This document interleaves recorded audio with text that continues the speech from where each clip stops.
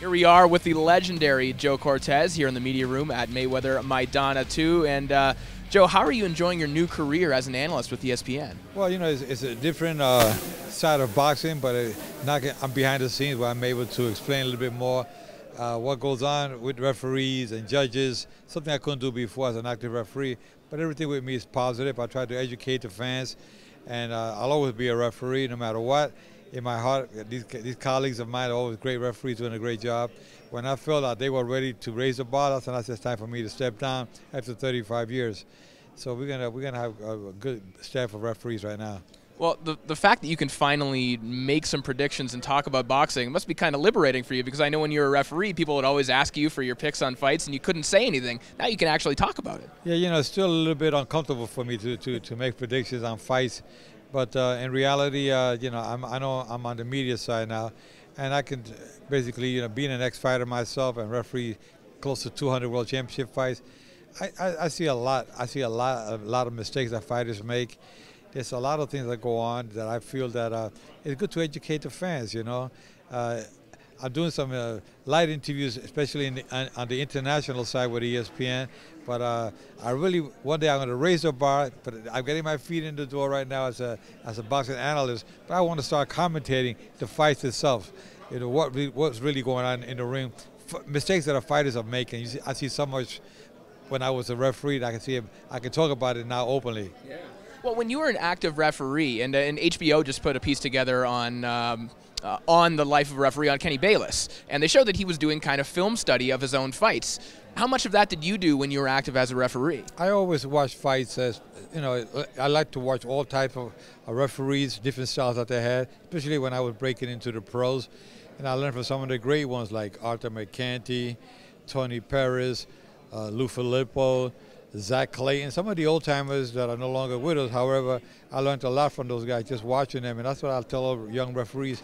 Pick a little bit of good referees that are out there, pick a little bit from each one along with your own talent, and you can become a top-notch referee.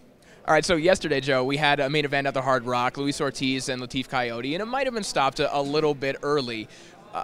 Which was harder for you to cope with as a referee? Did you, did you worry more about the fights that you thought maybe you stopped a little bit too late, or the ones that you might have stopped a little bit early? No, you know, I never had a problem. Everything in boxing, I never had any fights where people question me about me stopping it too soon or too late. But you know, it's sometimes a tough call for a referee. You know, I hate to see when those fights are kind of like, should he stop it? Should he maybe not? You know, sometimes a blessing in disguise, because Coyote last night, he wasn't really showing much of what he was doing. I mean, he was really basically defending himself and didn't do nothing much. He got dropped with a nothing punch, and then when he started taking it, so the referee, Robert Bird, probably felt, you know, this guy's gonna get hurt, and he was up against the ropes, started taking a barrage of punches, and sometimes it's better to stop a fight too soon than a little too late. And lastly, I know you've been very outspoken about this for the last little while, but in general, what kind of changes do you think we could make to judging and to refereeing to make the sport of boxing better and more efficient?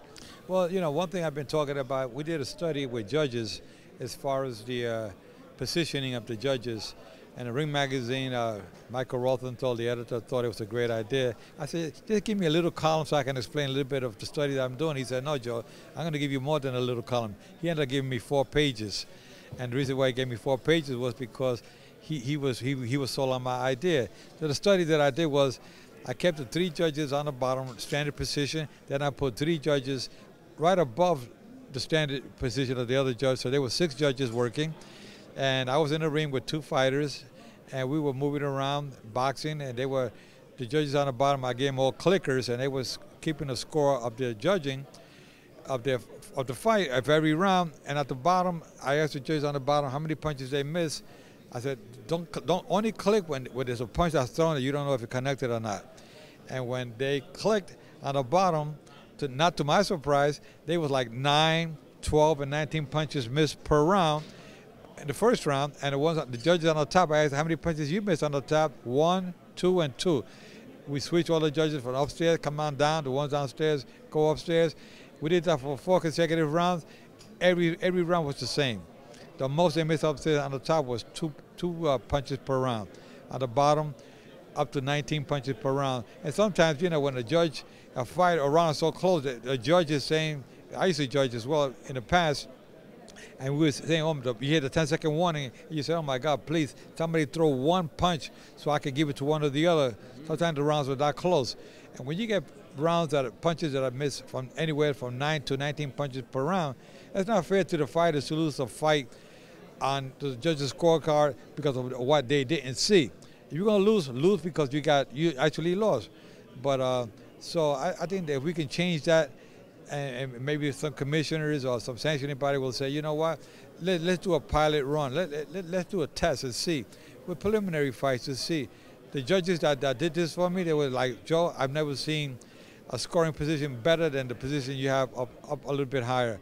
It was 8 feet from ring apron to eyeball with the position. The people say, well, Joe, the seating, they're going to be in the seat that they're going to be blocking the view.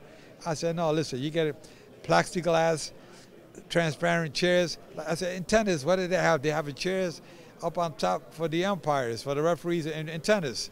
You know, why are they up higher? Because they can see better. Same thing, that's why at home, you got the television, and people at home got the best view in the house. Because the angle to the televisions, they're looking down into the ring, you see all the punches.